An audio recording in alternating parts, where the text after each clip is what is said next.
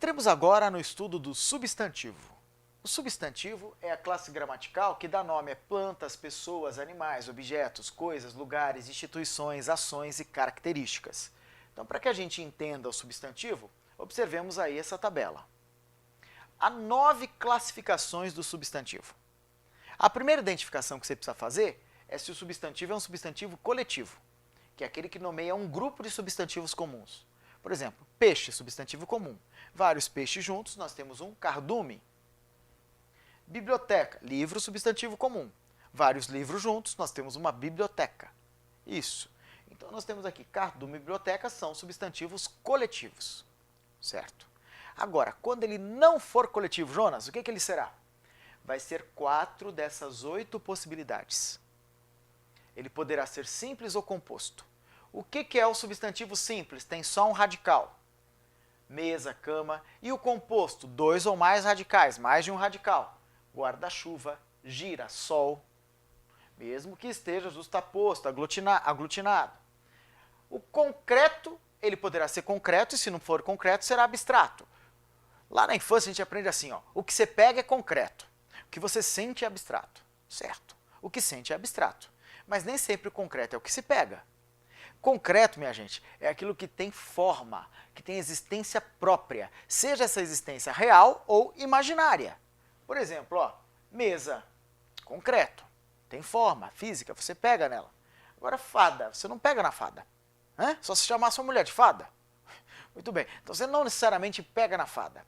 Mas se eu pedir, ó, faça um exercício comigo, imagine uma fada. Você vai imaginar homem ou mulher?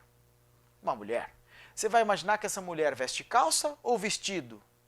Vestido. Você vai imaginar que esse vestido é claro ou escuro? Claro. Olha o imaginário coletivo, hein? Olha como nós somos vítimas de uma ótica colonizadora racista. Nós aprendemos que a bruxa que veste roupa escura e a fada roupa clara. Se você observar, linguisticamente, existe toda uma colonização ideológica aí por trás dos vocábulos. Muito bem, então vamos lá. Fada. Então é mulher, usa vestido, vestido claro. Na mão da fada tem uma varinha. Pronto, substantivo coletivo. Se eu submetesse essa situação a vários alunos numa mesma sala, cada um imaginaria uma, mas todos imaginariam sua fada, cada um imaginaria sua fada de maneira particularizada, mas com essas características comuns. Então a gente diz que a fada tem forma, ela tem forma. E se ela tem forma, ela é substantivo concreto. Então a gente diz que a fada tem forma, ela tem forma. E se ela tem forma, ela é substantivo concreto. E Deus, professor, o polêmico Deus, por que aparece nas gramáticas como substantivo concreto? Porque em latim, theum, Deus, equivale a Deus Pai, Deus Filho e Deus Espírito Santo. Não esqueça que, assim como o direito tem origem lá em Roma, o direito romano, nós temos também a língua, né? Vamos dizer, a formação linguística. Então você tem no latim, o português é uma língua neolatina. Então ele é filho do latim. E no latim você tem o theum, considerado Deus, tanto o Pai, Deus, o Filho, Jesus Cristo, e o Espírito Santo. É a tal da Trindade. Então, muito importante, quando a gente fala que Deus é substantivo concreto, refere-se ao Filho, a Jesus Cristo, que teve forma humana. Por isso, Deus é substantivo concreto. Gramáticos que discordam dessa corrente ideológica, obviamente, vão se posicionar contrariamente, vão dizer que não.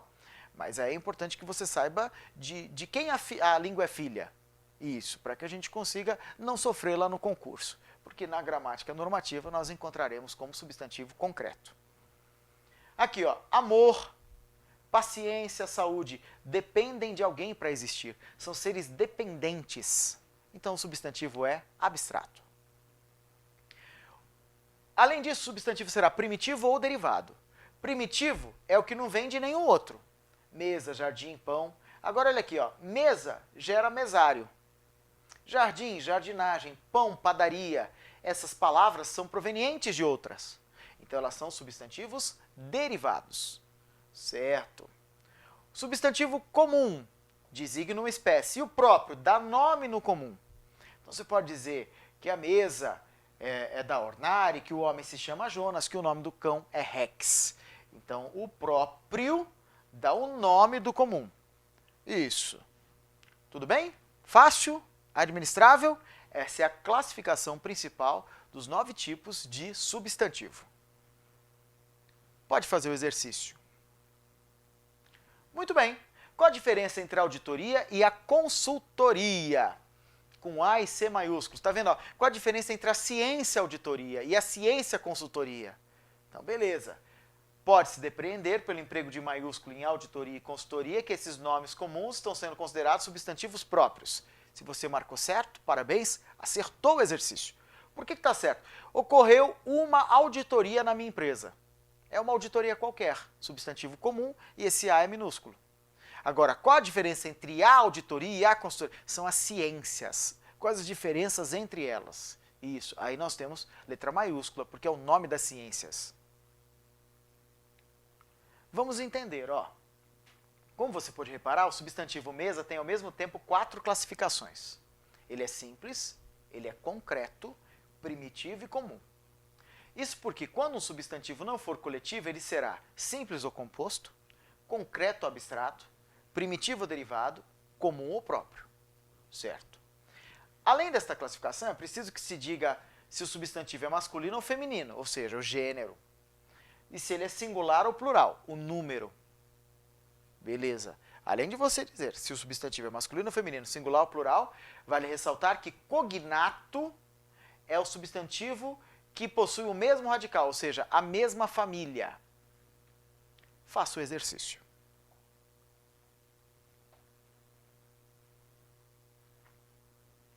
Vamos à correção.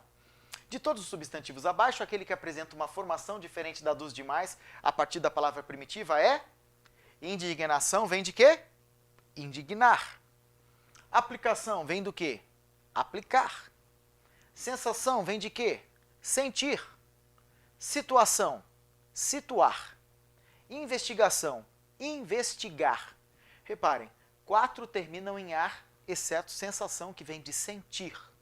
Então, o que apresenta uma formação diferente da dos demais a partir da palavra primitiva é a letra C, substantivo sensação. Pode fazer o próximo exercício.